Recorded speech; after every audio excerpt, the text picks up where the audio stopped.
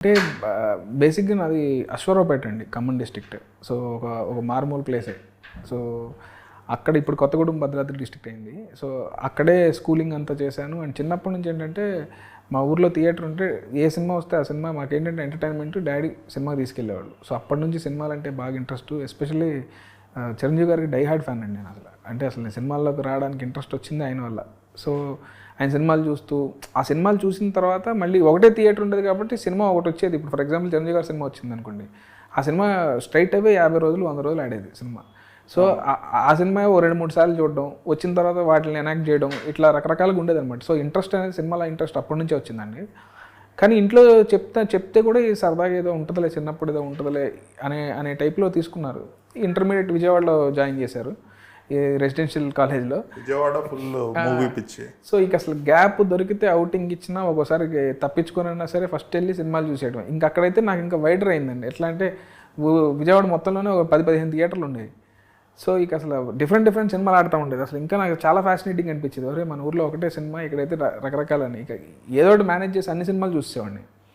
So ఇంకా అందరూ study అవర్లో ప్రిపేర్ అవుతూ ఉంటే నేను అసలు ఇది నేనైతే ఎలా రాస్తా ఈ టైప్లో స్టార్ట్ అయింది అనిపించి.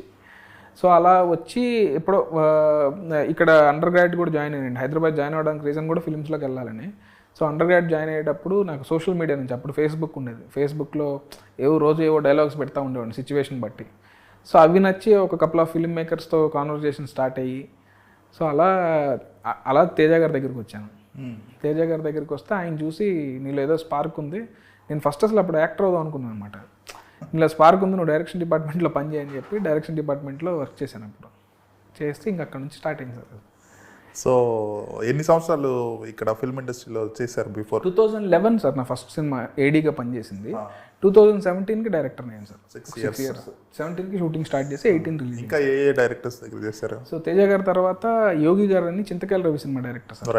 ఆయనతో జాదుగాడ్ అనే సినిమా చేశాను సార్. ఆయన అలాగే తుఫాన్ సినిమాకి తెలుగు సైడ్ చూసుకునేవాళ్ళు సార్. అప్పుడు ఆయన టీంలో పనిచేశాను అనమాట. ఆ తర్వాత త్రివిక్రమ్ గారి దగ్గర పనిచేశాను.